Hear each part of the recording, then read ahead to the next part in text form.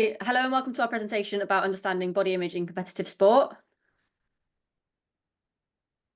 We're very excited to be speakers for the Hybrid Fitness Summit. So just going to do a brief introduction to who we are and what we're going to talk about. So my name is Hannah. I have competed in many Hyroxes and have done since January 2022. I've got 7 podiums and qualified for 3 consecutive World Championships, and I compete in the Hyrox Pro Singles category. I have a sports science degree and a sport nutrition master's. I'm a UKA accredited running coach, and I'm a hybrid fitness coach based in Stockport and online as well.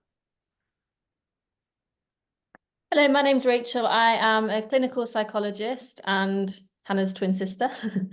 Probably is evident by the fact that we look very similar. I have a master's in eating disorders and clinical nutrition. So I specialise working with athletes and non-athletes who are having difficulties with eating problems. And also as a kind of competitive runner myself and lover of sports, I like to kind of bring that into my clinical work, recognising that actually the sports context does play a big part in eating disorders and body image. So we're going to start by just Rachel introducing what is meant by body image concerns and how it might present. So Rachel, go for it. So body image is a term that encompasses a range of, it's kind of on a scale. So you can start from negative body image to neutral body image to positive body image. So where someone has body image concerns, that's where you're talking about the negative body image.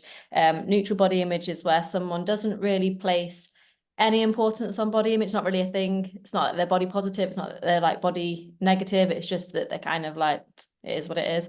And positive body image are people who are kind of embracing what they've got, accepting what their body looks like. So when we think about, just a quick question. Is it being a continuum? How would you be able to identify where someone falls into those categories? And is it like, I imagine it would be like a moving continuum. So sometimes you can have negative and then something might happen and sometimes you might have positive and then something might happen and it goes to negative. So is it a continuum, or I suppose it's not just one thing or another? Yeah, so usually I would ask people to rate their body image out of 10, and I recognize that scales are kind of like numbers are kind of like arbitrary, and some people can find them quite difficult. So it's always useful to get a bit more understanding about it. So if someone's saying, like that their body image is a 3 out of 10, then we'd explore, well, what does that mean for you? Is it that you literally, like some people will say, 3 out of 10 is I look in the mirror and I feel disgusted. I hate what I see. And some people will say, well, that would be a 0 out of 10 for me. So it's useful to have that conversation. And like you say, which we'll come on to later, there are body images, it changes. So we'd explore that in more detail in a session. So in what context do you feel more body positive? In what context do you feel less body positive? Or what mood states trigger more negative body image and what mood states might trigger more positive body image? So you're right, it's variable.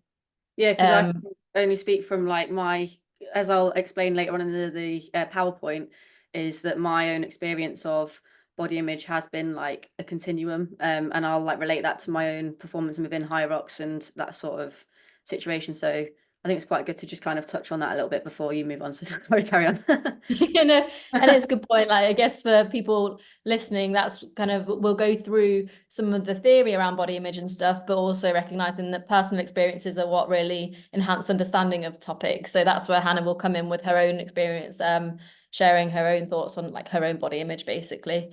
So how does poor body image present? So for some people who are experiencing poor body image, they will use kind of means to try and control that body image, whether they're trying to lose weight or tone up, etc. So that's where they might have a fixation on what their weight is, and in doing that, they might kind of restrict their intake, say, which again we'll come on to later.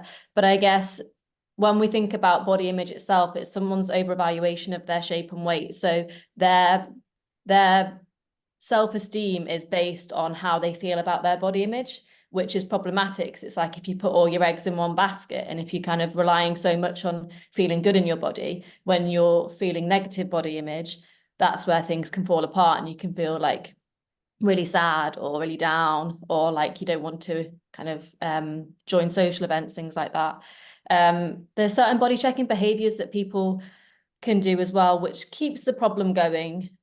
So things like looking down at their legs and thinking, oh, they splay differently when I'm sat down, or kind of some people might check how like go like that around their wrists and check things like that. So there's things like that which keep that importance on body image there and maintain that negative body image. And some people will also do social comparisons. So this is where someone will look at the people around them, and if they're kind of surrounded by people who they perceive to be larger than them, they might have better body image. If they're around people who they perceive to be smaller than them, or more toned, then they might perceive themselves to have more negative body image. And we know that a lot of people who do have body image concerns will make comparisons to those whose bodies they perceive to be better. So again, that kind of keeps the problem going there. And then for some people, they will completely avoid looking at their body. They find it too anxiety provoking, so they'll avoid mirrors, they'll avoid looking at reflections. Avoidance can also include wearing baggy clothes all the time. So there's a few ways it can present, and it's variable from person to person.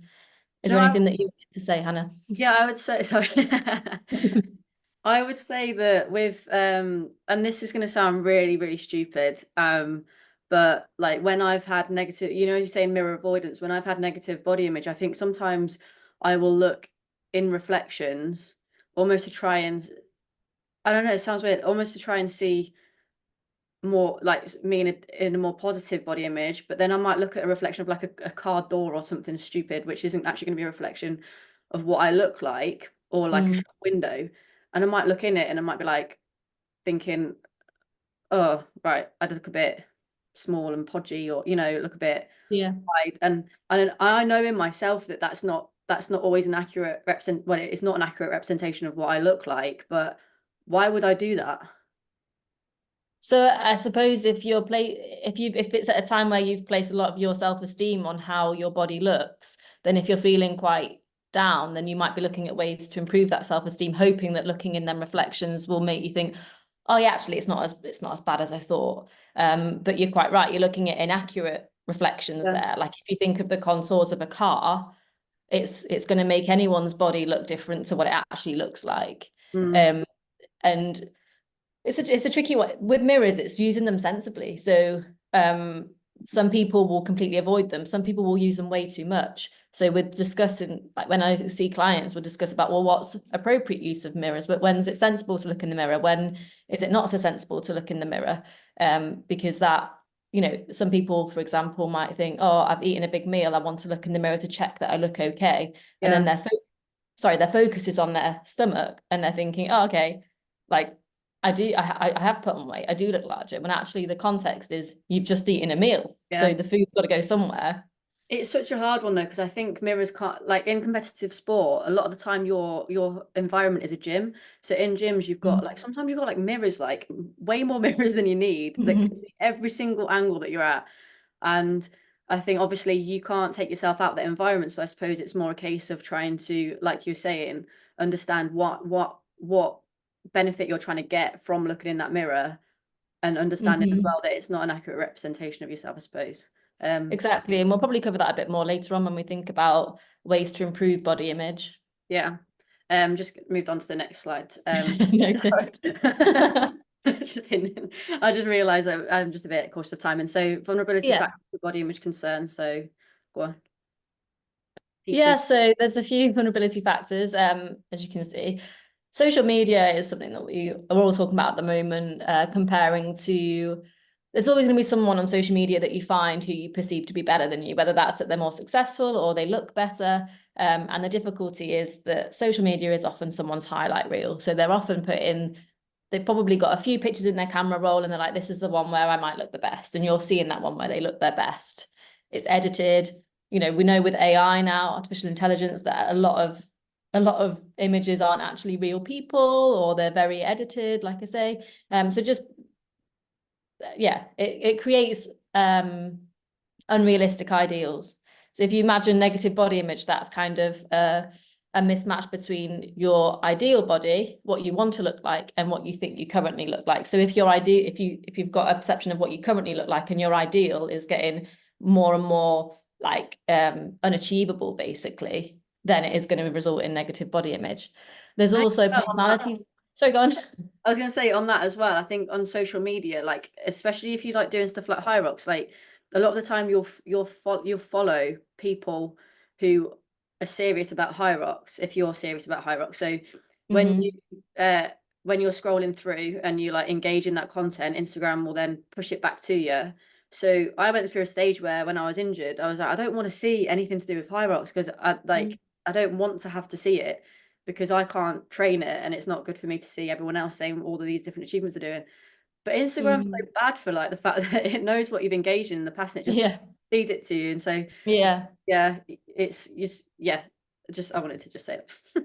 It's a good point. And like it means that when we're, before I mentioned about making social comparisons, nowadays you're not just comparing to people like on your street or like at work or whatever. It's on social media. So if you're following accounts that are elite hybrid athletes, then they might kind of polarize your view of body image to be like people are a lot fitter. I don't fit that. When actually, if you take yourself out of the situation and think of the general population, actually your body image might not be as bad as you perceive it to be. So yeah. And then there's certain personality traits. So perfectionism is something that we can see. So that's, when we talk about body checking, people who have perfectionist traits might want their body to look like they might have higher standards, basically. So then they're always going to be thriving for more and not potentially accepting their body as it is. People with low self-esteem. And then there's some kind of vulnerability factors when we talk about biology and kind of family. In a sporting context, there's additional vulnerability factors. So high pressure environments are particularly problematic where kind of coaches and parents or people that you perceive to be important people you want to make proud and impress, that's where you might kind of adapt. That's where you might thrive for something that they might want from you. Does that make sense? I don't know.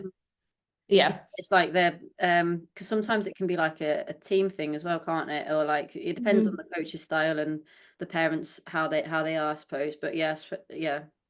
Yeah. And some people, like historically, there's been really bad messages which are very inaccurate. And we know they're inaccurate now, but there'd be things like thin to win in terms of like running. And, we know that that's not true, that actually you need to be strong and do your strength work, etc., fuel well. But having messages like that means that if you're in an environment where you're surrounded by people who you perceive to be thinner or you have and you have a bad race, you might then think I had a bad race because I'm larger than them. So then that might make your body image worse. Sports judge on aesthetics, that can be vulnerability factor. Sport outfit can play a part. So there's been some research showing that people who are in more revealing sportswear, so for kind of beach volleyball, where they might have to wear like a bikini, or gymnastics, where they're in a leotard, that can kind of increase body image concerns because they're kind of more vulnerable there. Their body is on more show. I guess in terms of hybrid fitness, things like Hyrox, you might be at a start line where people are kind of competing in less sportswear. You might be competing in less sportswear and, thinking about how that might either help or hinder body image. Yeah, I'll And touch then, on that a bit later. yeah. And then weight category sport. So that's where there is a focus on weight because you have to be a certain weight to be in that category. So moving on to the negative consequences of poor body image. Yeah, so as I mentioned earlier on, people can go to exaggerated methods to achieve the body image ideal that they would like.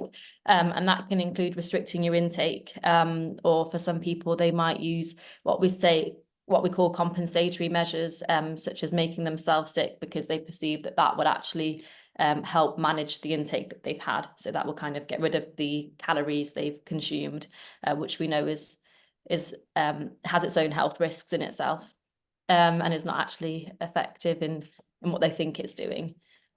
So yeah, there's a physiological impact. It can keep low self-esteem going if you've got poor body image. It can impact on life. So some people who have body image concerns will turn down social events, or like not really fathom the idea of getting into an intimate relationship because they fear people kind of touching their body or being intimate with them, basically. It can negatively impact sports performance a few ways, I guess. If you're in an environment where you're feeling anxious about how you look and your focus is on that, then your focus might not be on the competition. But also it can, as I say, if you've got poor body image, it can result in taking measures to manage that. So doing things like restricting your intake can then impact performance in many ways, and your general health. And yeah, it can it's kind of an obvious thing to say, but it can impact your psychological well-being in terms of feeling lower in mood and anxiety, higher anxiety. So I know you wanted to talk a little bit about the unhelpful loops. So I see you've got a diagram here. So explain. I have got a diagram. So this is taken from therapy that is kind of the evidence base for eating disorders in adults, and it shows how some of the behaviors that people engage in keep the body image concerns going. So if you look over evaluation of shape and weight at the top, that's kind of someone who, that's basically saying negative body image, like body image concerns. So as you can see, the arrow on the left says dietary restraint. As I mentioned, that comes with health problems in itself.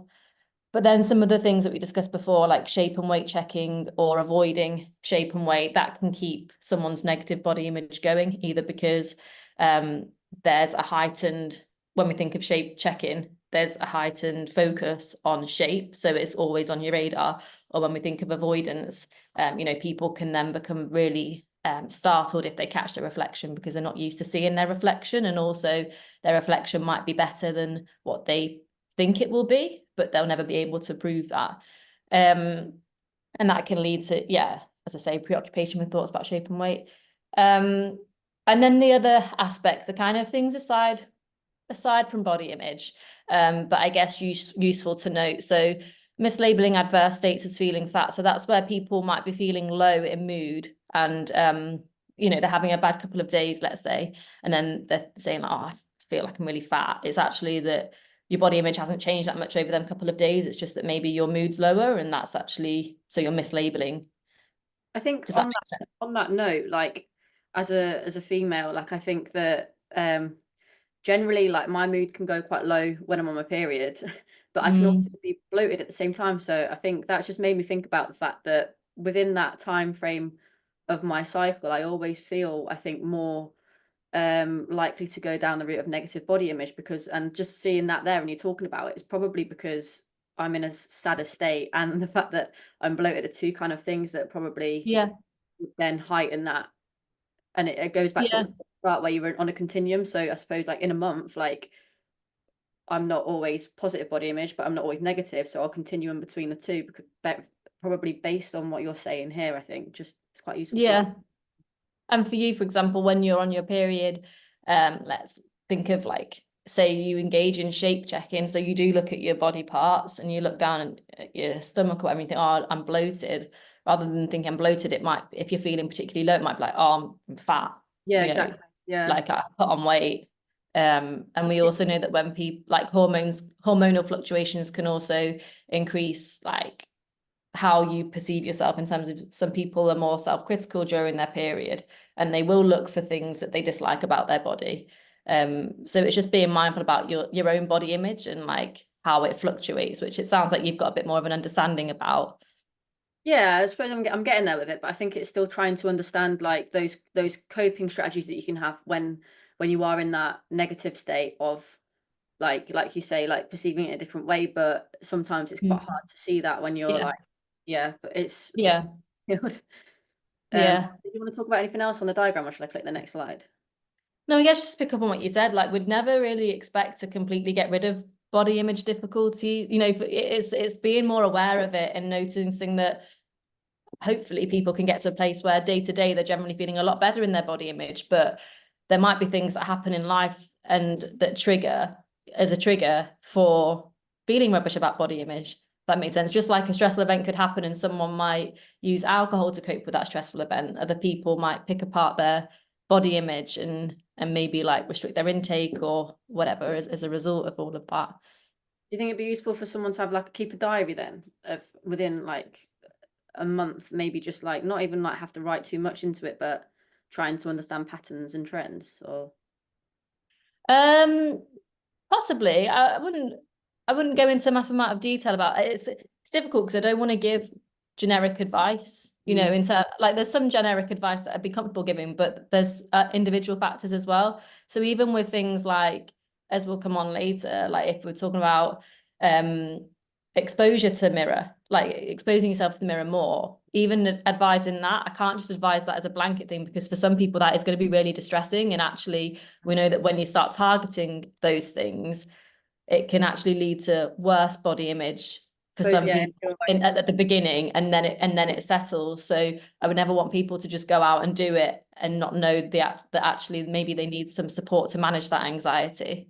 I suppose if you're keeping a diary, then it's also encouraging you to constantly think about it. So yeah, Yeah, so exactly. side to that. I'm just going to briefly go through myself as a case study.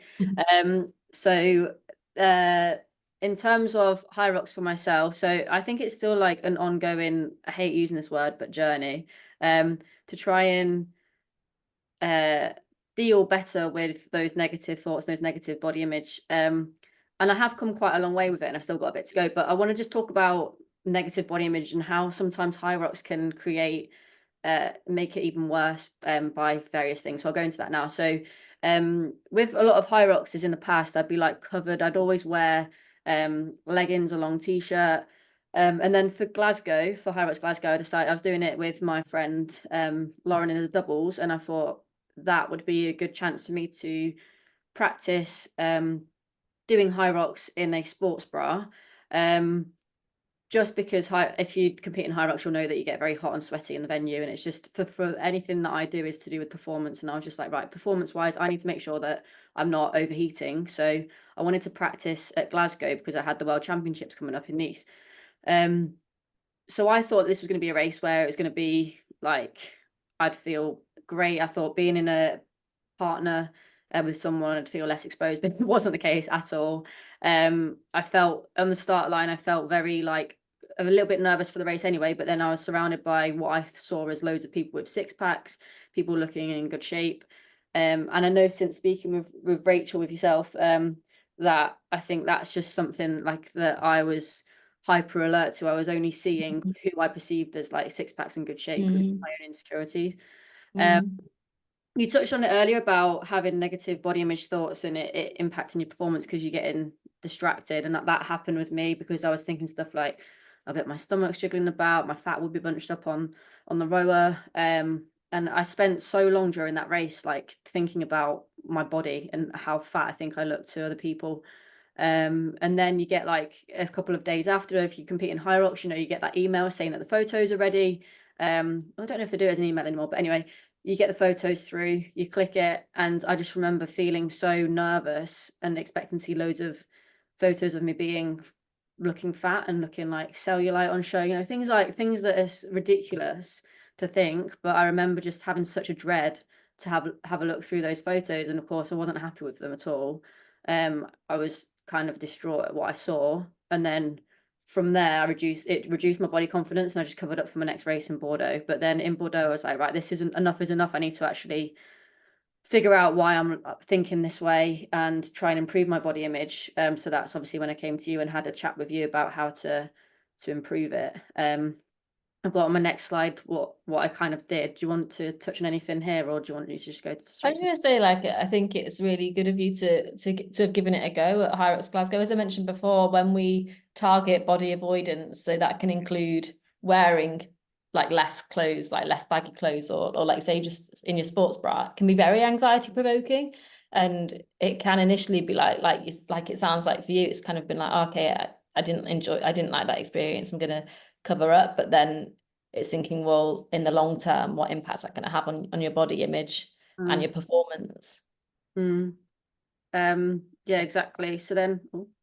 Um, So then what I did to try and combat it, so obviously I had that conversation with you and we went through quite a lot as to why I was thinking the way I was and trying to kind of see things in a different way. I trained in a sports bra to get used to myself wearing sports bra only. Um, And this was something that felt really weird at first because I usually cover up, like, if you see, yeah, I usually cover up in really baggy t-shirts. And this felt really strange to do. But I knew that if I wanted to feel comfortable with it at Nice, and I didn't want to, like, at the World Championships, I didn't want to feel how I felt at Glasgow and be distracted with other things, because everything that I do, like I say, is performance based. So I wanted to, yeah, I suppose that brings me on to the next one, celebrate what my body can do.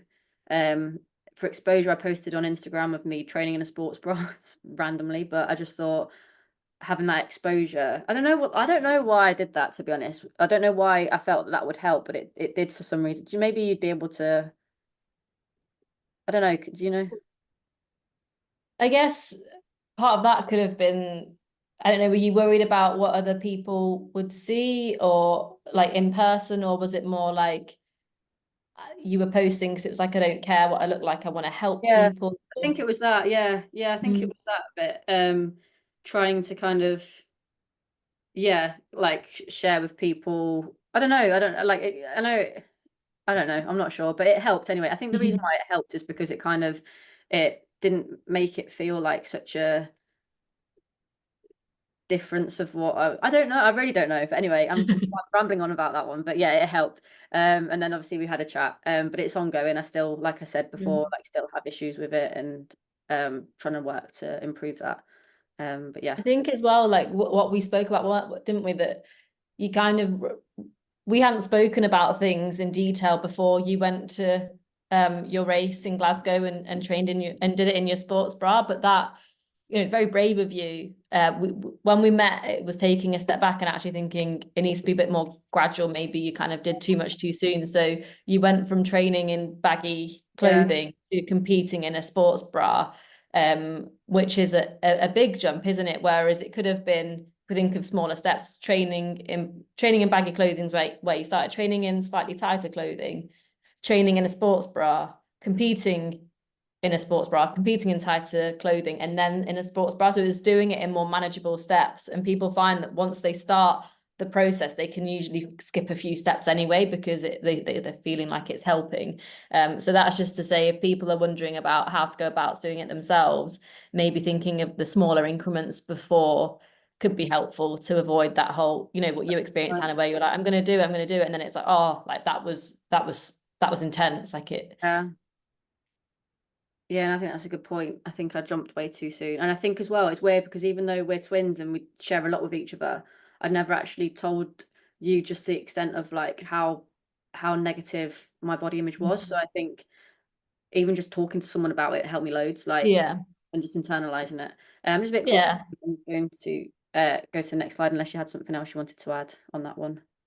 I was gonna say, like, in terms of like, because obviously we're twins, so it's not like I could give you therapy or anything like that. You Yeah. know, it was just more like casual conversations, wasn't it? But you know, I'd always encourage people to seek support if they do need support with that.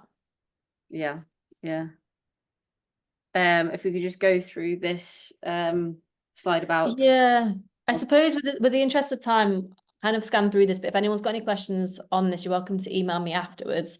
But as I mentioned, for some people who experience body image concerns, they might then restrict their intake. And there's a relative energy deficiency in sport, which kind of captures this in the sports context. So as it says, REDS is where there is insufficient energy intake to meet the body's demands during exercise and essential daily functions like growth, respiration, and digestion.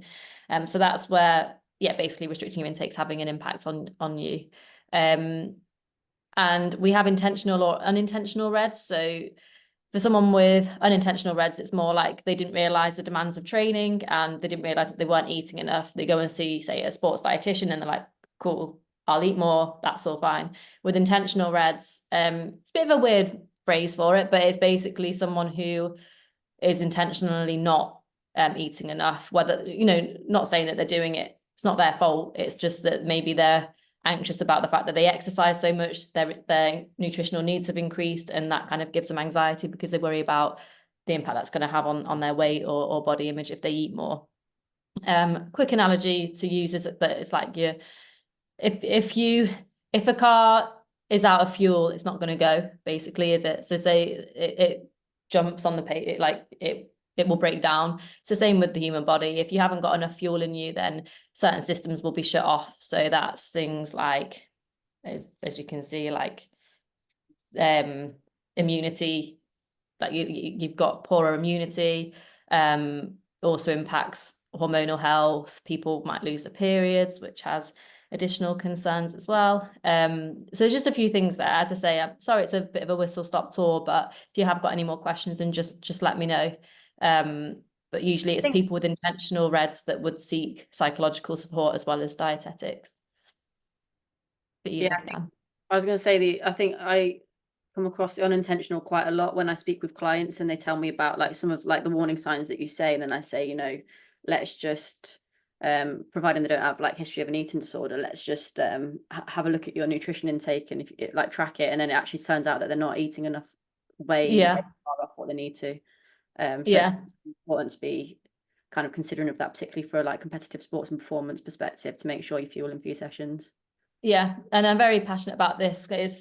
It's very under-recognized in sport, and it's important that we do increase recognition because of the fact that a lot of people are doing, you know, nowadays a lot of people are doing more fitness competitions, they're running further, they're doing all sorts of challenges, and maybe not necessarily understanding how much nutrition they need for their body to still be maintaining general health as well.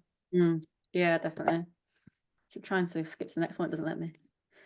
And I suppose it's just like put us all together in terms of what you were saying. So I suppose like the viewer can maybe pause at this point and just have a look through this. Do you think that would be? Yeah, and see if there's anything that you're noticing in yourself that might indicate that actually you're not fueling your energy expenditure enough. Yeah. So how can I help myself? With what? Yeah, so I guess there's a few ways. As we mentioned before, mirror use, like using mirrors sensibly is really important. That you might need a professional to explore that a little bit more with you. Awareness of maintaining factors, so the body checking. So if you're noticing that actually you're looking down and you're thinking, oh, my stomach looks fat, noticing that actually the more you focus on these things, the more you're going to scrutinize it and magnify its effects, basically. So and I always tell people that you're actually the only person who can see your own body from your perspective. So if you're looking down and thinking, oh, my stomach looks fat, you actually don't know what other people see when they look down. So yeah, you're comparing your stomach to their stomach, but you're seeing them from a completely different view.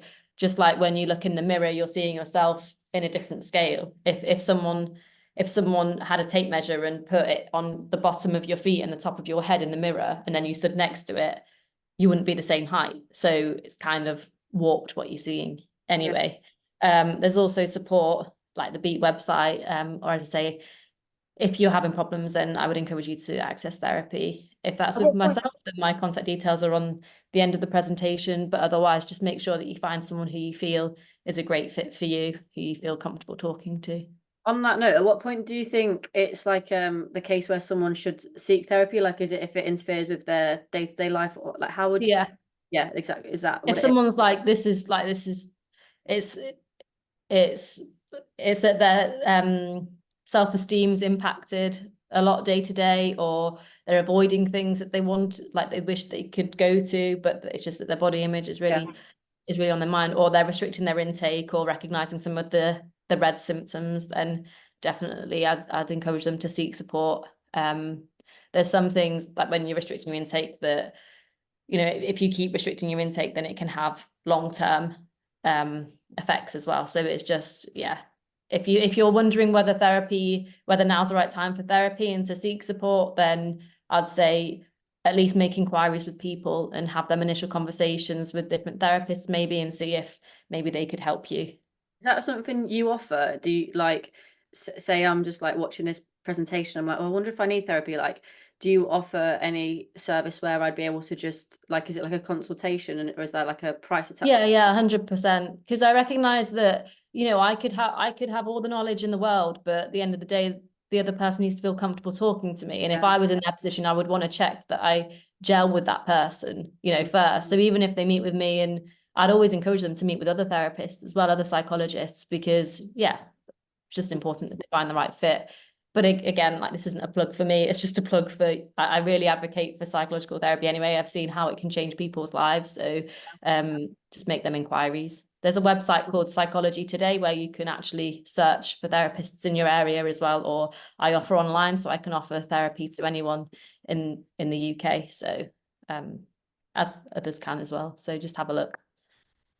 And then there's awareness of social media as well. I've only got 4 minutes. Yeah. Yeah. Awareness of social, I mean, I think that says enough, doesn't it? Like if you're on social media and you're recognizing that your mood's dipped after being on social media, I think, why is it dipped? Is it because I've seen, like, is it because I'm comparing myself to others, either their successes or their times and events or their body image? Well, yeah, I think Hyrox in particular is quite big for that, because your time's displayed on a big board, like everyone can see your time. So Yeah. great, because you know where you're at, but it's also quite negative for those who haven't quite performed how they wanted to. But anyway, moving on. So we've kind of already touched on this, and I think we've kind of spoken about it throughout. Is there anything that you want to actually So something yeah, I guess. I was going to Oh, say something I wanted to touch on was the sorry. unsolicited advice from people about without the necessary qualifications. It annoys me so much when you see people giving advice and you just look at it and you're like, this is so wrong, this is not accurate. So yeah, be careful what you consume and what knowledge you take on, would be my main takeaway of this one. Yeah, especially I'd imagine your sports, like nutritionists, so you know, as someone who is a sports nutritionist, you see all sorts on social media that Oh people are yeah, pushing. Like yeah. that's just problematic. It's not maintainable. Yeah, just be aware of it. Yeah, and then like you say, in progress pictures, actually I don't think you said this at all, but progress pictures places a high value on the way somebody looks, so then that can be quite a dangerous path in terms of body image, I suppose. Yeah. So Rachel, we've got 2 minutes 25, so we've got to make this count. So So yeah, certain factors can increase an individual's vulnerability to poor body image. Put general and sporting there because, as we mentioned at the beginning, body image can change depending on the context. And for some people, their body image can actually improve in sporting contexts. Others, it worsens. Likewise for general kind of day to day. Certain body checking or body avoidance behaviors can maintain poor body image. And individuals can take drastic measures to attain that ideal body image. Again, just being aware of whether you are fueling your workouts enough, because you don't want to want to try and avoid the development of reds. Is there anything that you want to add so far, Hannah? Should I carry on? No, I think that it says it all in terms of what's written there, really. I think I would encourage you Yeah. to again pause and have a read of all of these different things. Yeah, and as we mentioned, sorry, I just didn't cover the last couple.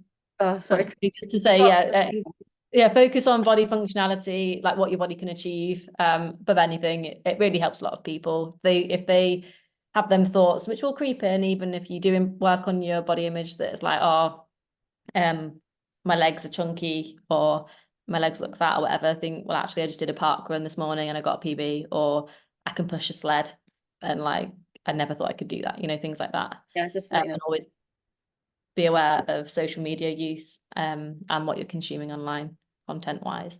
exactly.